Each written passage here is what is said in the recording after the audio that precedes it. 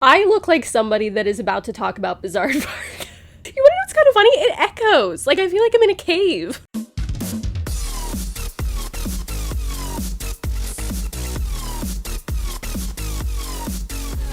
I've got a VidCon shirt because, you know, online video content creation. I just hit that.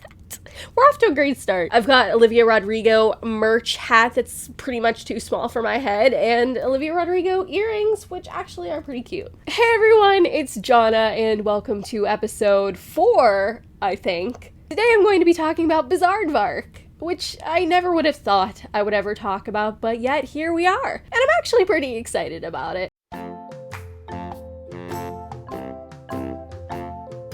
A series where I take a look at the making of and history behind iconic and underappreciated DCOMs and Disney Channel original series. Bizaardvark premiered on June 24th, 2016, following the release of the DCOM Adventures in Babysitting to 2.4 million viewers. Bizaardvark ended on April 13th, 2019 to 500,000 viewers. So there was definitely a decline there. Bizaardvark starred Olivia Rodrigo and Madison Hu as best friends who created online video content for an online video site called Vugle. Vugle.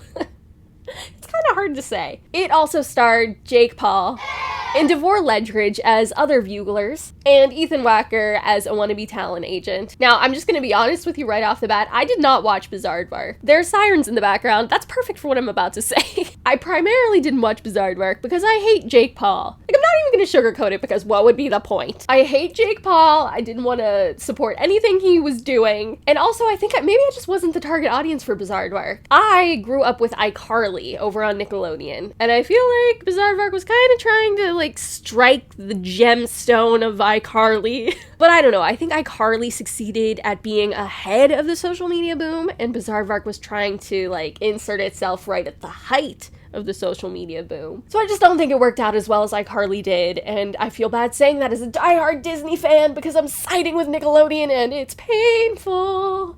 But at the same time, I'm pretty sure I'm right. Raise your hand if you prefer iCarly over Bizaardvark. But all that being said, I'm excited to talk about Bizaardvark and the history behind it. I did learn a lot of fun facts making this video. Now here comes the time where I have to give a disclaimer that I'm probably gonna butcher people's names. I don't mean to, it just happens to me. So Bizaardvark was created and produced by Kyle Stegina and Josh Lerman. So we're gonna call them Kyle and Josh. Kyle and Josh were discovered through the Disney Channel Storytellers program, which is actually pretty cool. Like, good for them. Good for them. They won the Disney Channel Storytellers program. I don't think it was a contest, but they won. The Disney Channel Storytellers program focuses on discovering and developing new talent in series creators and writers for programs on the channel. And Bizaardvark was the first show picked up from this program, so congratulations to them. It wasn't originally called Bizaardvark. It was called Paige and Frankie. And part of me is like, wow, I think Paige and Frankie is better. But then part of me is like, no, Bizaardvark stands out in a way that nothing else can. So Kyle and Josh knew that Disney was looking for a music show. And they also knew that there weren't a lot of Disney shows, if any, based around comedic music. Which sounds like a really cool premise, if I'm being honest. Comedic music, that's fun. Who doesn't like that? They were obviously inspired by contemporary online culture, and they even toured the YouTube space in LA so that they could have an authentic and accurate parody. Some of the writers on Bizaardvark even came from working at YouTube Studios, which totally surprised me. Liam, the character in Bizaardvark that's like the manager of Vugle Studios, is actually based on a robot from the YouTube Studios. First of all, where is this robot today? I hope he's thriving. Second of all, actually there is no second. But yeah, it says he was based on a mobile robot at YouTube Studios that communicates through a screen. How have we never heard about this? Josh has said that the emphasis of Bizaardvark is embracing your weirdness and taking pride in your individuality. Oh my gosh, why can't I say words? Which honestly is really awesome and something that I connect with. I don't know that I ever got that as like the core message of Bizaardvark, but that's probably because I didn't really watch it. Vugle is supposed to represent a place where you don't really have to fit in. I mean, from the few episodes I saw of Bizaardvark, I did think the Vugle space was cool and the people in it were cool, aside from Dirk. Paige and Frankie as characters are actually somewhat based on Josh and Kyle and their creative partnership, and Josh says that he's the Frankie of the duo. Whatever that means to you. The third season of Bizaardvark shifted to Paige and Frankie living in a Bugle house, which I guess was to like keep up with the times and the trends of online culture because these houses started popping up out of nowhere. They lived at a Bugle house in Malibu, and it looked like a really nice, really cool house. Honestly, I'm a little bit jealous, even though it was just a set. Bizaardvark did have a notable list of guest stars. Notable guest stars from the internet. There are a ton. Wait till I read this off.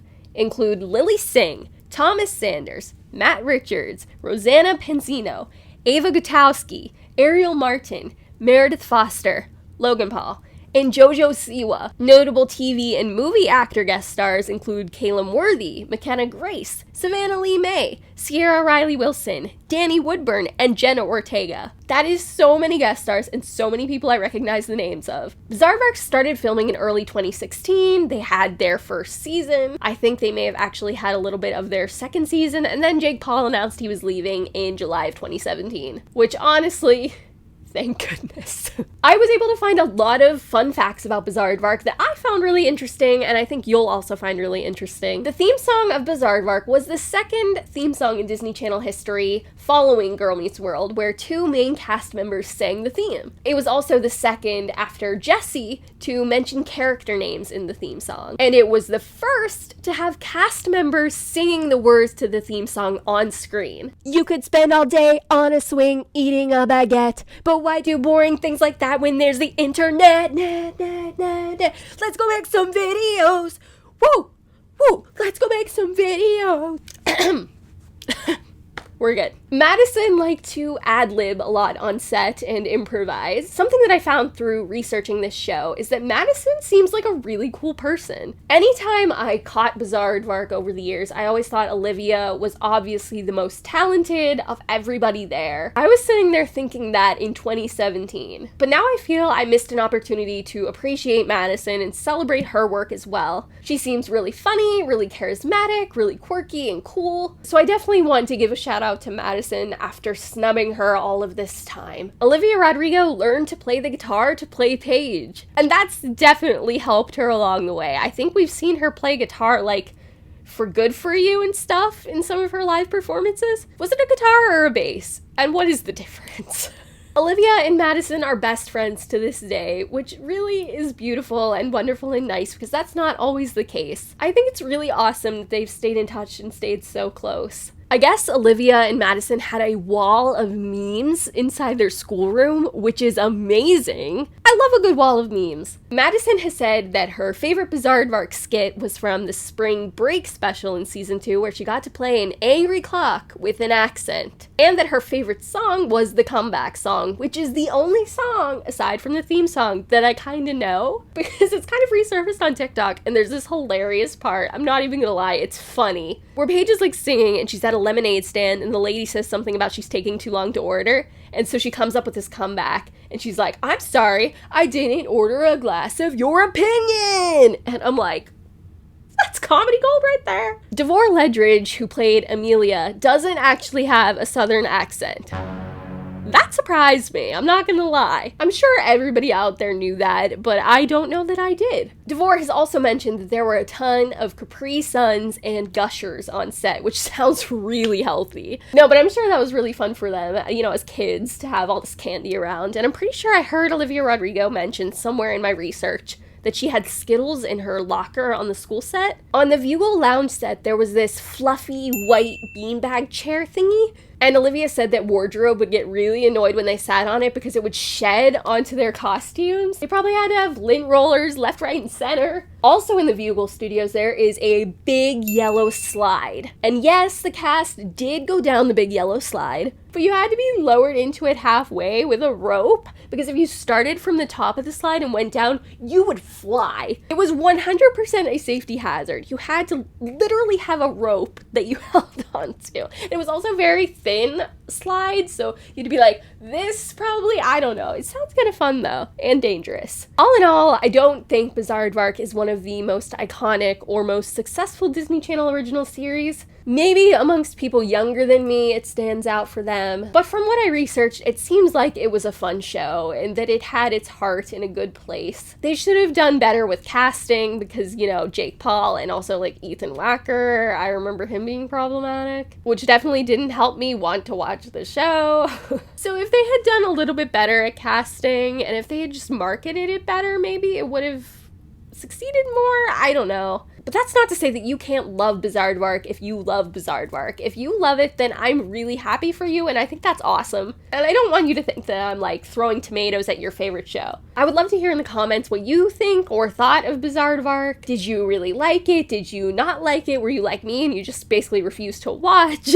I'm really interested to see the comments on this one and what people think about Bizaardvark and its legacy. What is Bizaardvark's legacy? I'm not sure I really know. Maybe it's launching the career of Olivia Rodrigo, which I feel so bad about saying because I feel like once again, there I go, snubbing Madison. I don't know. I have no idea what the legacy is. As usual, I'm going to be leaving emojis at the end of the description box so that you can guess what the next episode will be. The next episode, I will be talking about a DCOM, so keep that in mind when you make your guesses. And I love you all. Stay beautiful, you people. Bye!